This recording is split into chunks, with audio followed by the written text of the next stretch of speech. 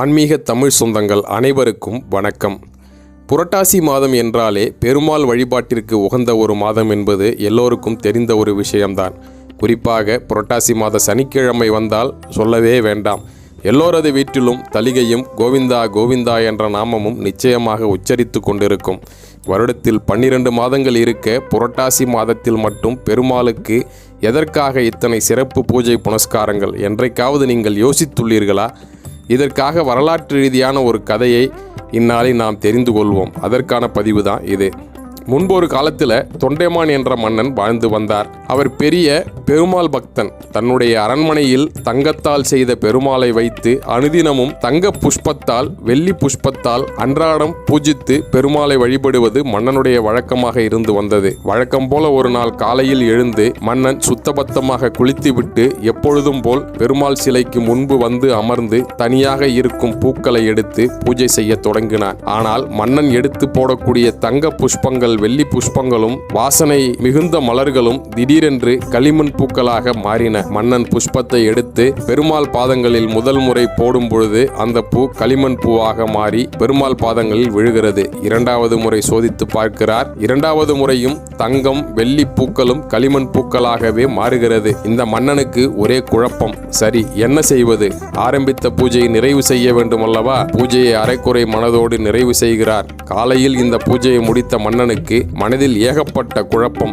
தான் செய்த பூஜையில் ஏதாவது தவறு நடந்திருக்குமோ, பெருமாளுக்கு ஏதாவது குறை வைத்திருக்கின்றோமோ என்று ஏகப்பட்ட கேள்விகள் மன்னனின் மனதில் எழுகிறது. அன்றைய நாள் முழுவதும் சரியாக செல்லவில்லை. மனக்குழப்பத்தோடு அரைக்குறை வேலைகளை செய்து எப்படியோ நாளை கடத்தி விட்டான். இரவு தூங்கும் பொழுது பெருமாளை வேண்டிக் கொள்கிறான். என்னுடைய பூஜையில் ஏதாவது குறை இருந்தால் என் கனவிலாவது வந்து அதை தெரியப்படுத்த வேண்டும் நாராயணா என்று கூறிவிட்டு தூங்கச் சென்றான் மன்னன். தன்னுடைய பக்தனின் வேண்டுதலுக்கிணங்க பெருமாள் மன்னனுடைய கனவில் தோன்றி, உன்னுடைய குழப்பத்திற்கு எல்லாம் விடை தெரிய வேண்டுமென்றால் நீ நாளை பீமாவை போய் காண வேண்டும் என்று கூறிவிட்டு பெருமாள் மறைந்து விட்டார்.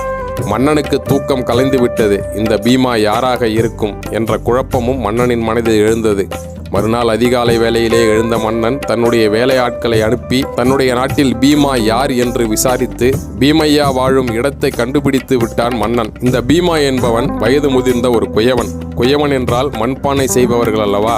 அவர்களை தான் குயவர் என்று சொல்வார்கள். இந்த குயவரும் ஒரு பெருமாள் பக்தர் தான். ஆனால் இந்த குயவரால் வாசனை மிகுந்த பூக்களை கொண்டு பெருமாளுக்கு அர்ச்சனை செய்ய முடியாது. மனதார தினந்தோறும் பெருமாளை நினைத்து வழிபாடு செய்பவன் தான் அந்த குயவன். குயவனை தூரத்தில் நின்று பார்க்கிறார் மன்னன். அந்த குயவன் பானை செய்து கொண்டிருக்கிறான். பானை செய்யும் பொழுது கோவிந்தா கோவிந்தா என்ற நாமத்தை உச்சரித்து கொண்டே வேலை செய்து கொண்டிருக்கிறார்.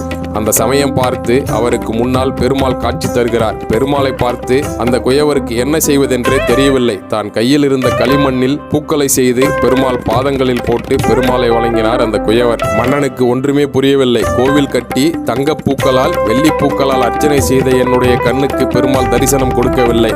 ஆனால் சாதாரண குயவன், இவனுடைய பக்திக்கு பெருமாள் எப்படி காட்சி தருகிறார்? அந்த குயவனுக்கு பக்தியில் எவ்வளவு உன்னதம் இருக்க வேண்டும் என்று நினைத்து பெருமிதம் அடைகிறார் அந்த மன்னர். அந்த மன்னனுக்கு அப்பொழுதுதான் புரிந்தது, பக்தி என்பது நாம் இறைவனுக்கு கொடுக்கக்கூடிய பொருட்களில் அல்ல, நம்முடைய சுயநலமில்லாத உண்மையான மனது, சுயநலமில்லாத வேண்டுதலுமே உண்மையான பக்தி என்பதை மன்னன் மனதார உணர்ந்து விட்டான். இப்பொழுது உங்களுக்கு புரிகிறதா?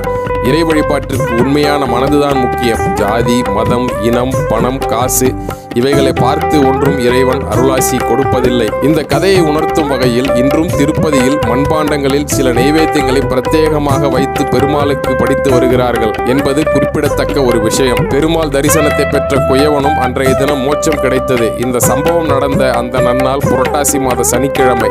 புரட்டாசி மாத சனிக்கிழமை அன்று யார் பெருமாளை நினைத்து கொண்டு பெருமாள் வழிபாடு செய்து கொண்டிருக்கிறார்களோ அவர்களுக்கு பாவ விமோச்சனம் கிடைக்கும். புரட்டாசி மாத சனிக்கிழமையில் கோவிந்தா கோவிந்தா என்ற நாமத்தை உச்சரிப்பவர்களுக்கு மோட்சம் கிடைப்பது என்பது உறுதி. இது போன்ற மேலும் பல ஆன்மீக தகவல்களுக்கு நமது ஆன்மீக களஞ்சியம் சேனலை சப்ஸ்கிரைப் பண்ணுங்க. இந்த வீடியோ உங்களுக்கு பிடிச்சிருந்தா லைக் பண்ணுங்க. உங்க நண்பர்கள் அனைவருக்கும் இந்த வீடியோவை ஷேர் பண்ணுங்க. உங்களோட மேலான கருத்துக்களை கமெண்ட்ல கீழே பதிவிடுங்க.